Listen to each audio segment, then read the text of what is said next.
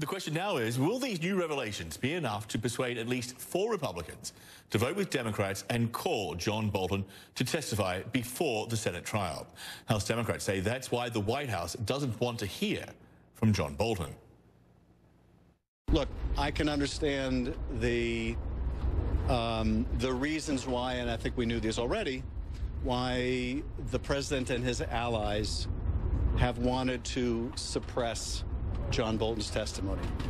They evidently had this manuscript.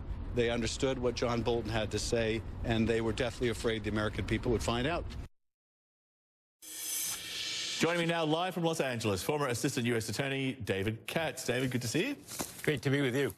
It seemed incredible that just shy of 7 hours, the Trump defense team pretended that this story, Trump tied Ukraine aid to inquiries he sought, Bolton book says, with the opening line, President Trump told his national security advisor in August that he wanted to continue freezing $391 million in security assistance to Ukraine until officials there help with investigations into Democrats, including the Bidens, according to an unpublished manuscript by the former advisor John R. Bolton. And then when Dershowitz actually took up this whole Bolton issue, he was brief, he didn't offer a lot of details, and he didn't talk about why this was not a game changer, why Bolton should not be called as a witness. He didn't have much of an argument.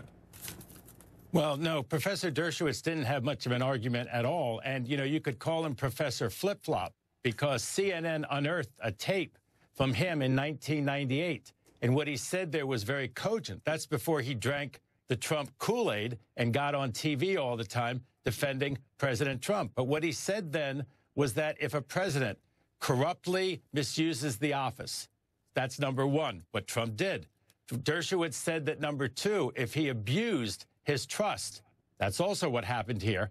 And number three, if it presented a threat to the well-being of the nation, which certainly is the problem with the elections, with the holding back $400 million for a hot war that our ally was fighting after Russian invasion and incursion, that president could be removed in that situation, notwithstanding there was not a technical crime committed. So this whole argument, all of this dross about it can't be an abuse of power, that's just not true. Both as to Clinton and as to Nixon, both of them had articles of impeachment precisely for abuse of power, not just technical crimes. There's a couple of options here, I guess, for the Democrats. They could have the House could subpoena the manuscript, they could put it into records, they could release it publicly, whatever. But whatever they do, it seems that this could be a game changer for a small number of Republican senators. Listen to this. I think it's increasingly likely that other Republicans will join those of us who think we should hear from John Bolton. So if Romney and 3 others join with the Democrats and vote for witnesses, in particular John Bolton, this Senate trial becomes a whole new ballgame. It goes on for longer. It goes past the State of the Union. What else are we looking at? Well, I've said for a while that trials have their own momentum.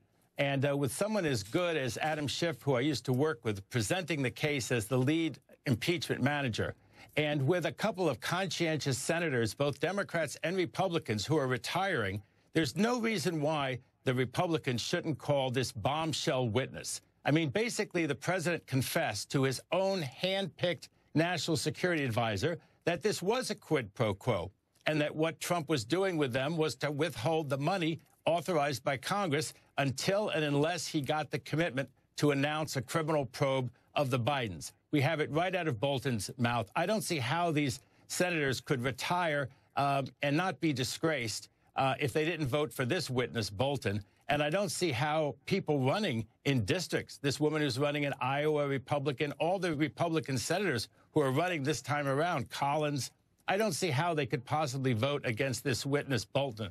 So I think today, John, they tried to trade something for something. The Republican senators are now trying to make their own quid pro quo. But why should the Democrats agree to Hunter Biden, who doesn't know anything that's relevant to the probe of 2019? He last was on the scene in 2016. He knows nothing about this quid pro quo in 2019. Why should the Democrats trade, John? They should just take Bolton, and they're going to get Bolton as a witness, I believe. Well, we'll hold you to that. The president, though, has been conducting his own defense via Twitter. I never told John Bolton that aid to Ukraine was tied to investigations into Democrats, including the Bidens. In fact, he never complained about this at the very time of his very public termination. If John Bolton said this, it was only to sell a book.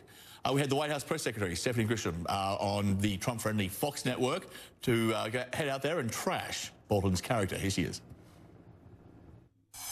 It's really unfortunate. Here's a man who purports to care about the national security of this country, and to leave the White House and immediately go write a book. It's really disappointing. We don't even know what's in the book is going to be true. The president has made clear that none of the things that are being claimed right now are true. Well, there are two men who can clear this up, Donald Trump and John Bolton, so it seems like maybe a good idea if one of them testifies, right?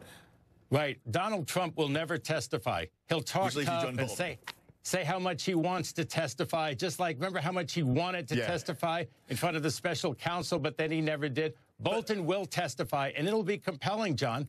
Let me interrupt with this, though. Is the problem here for Republicans, the more they question Bolton's story or the honesty of Bolton or whatever, the more compelling they build a case for him to appear before the Senate? Well, yes, and I think he's going to appear. I think it will push the State of the Union back. I think that they'll first take his testimony in depositions. And so even if the president claims executive privilege as to certain questions, he'll have to do it at the deposition. I don't think any federal judge will give him a restraining order to stop the Senate from taking a deposition of the former national security advisor. Think about that. No federal judge is going to do that. And so they'll take his deposition. It'll be in closed session, and then they'll see what he has to say. And if there is an objection, question by question, as to a particular executive privilege matter, that can be asserted in camera, out of the public eye, and then only what's allowed to be disclosed, notwithstanding executive privilege, will be disclosed. But committing a crime is not executive privilege. We found that out in the Nixon case. You cannot commit a crime and then try to cover it up by asserting executive privilege. Nixon tried, and he was ousted. Very quickly, we saw Ken Starr reemerge as a star lawyer for the defense for Donald Trump. The general consensus seemed to be that he punched himself in the face with his arguments. Didn't make any sense. How do you see it? No, Starr's argument didn't make any sense. He acted, everybody was in denial today. The Republican speech makers, they were in denial about what Bolton was doing, and the whole world knew it except them, it seemed like. And Starr acts like, how did we ever get into this age of impeachment? How did we ever get this divisiveness when, of course, he is the person who launched the age of impeachment? He and Brett Kavanaugh, who's now on the U.S. Supreme Court, they were the ones who launched this age of impeachment. And although they couldn't get Clinton for anything that was their mandate, they opened up their remit, right, their purview, and they went after Monica Gate. And, of course, the rest was a debacle. Clinton's popularity actually went up because people realized that was not an impeachable offense. But what President Trump did is clearly, John, an impeachable offense. And they can make all the arguments in the world, and they can call all the has-beens in the world, and it's not going to help them save Humpty Dumpty from his fall. I really believe that this thing is getting more dramatic than people realize. Yeah, I mean, maybe you could be right, and we're out of time. And again, we're not done yet. This has still got a lot of life in it, and we'll see what happens. But it was good to see you, David. Thank you so much for all the analysis over the last couple of days as well. Appreciate it. Great to be with you.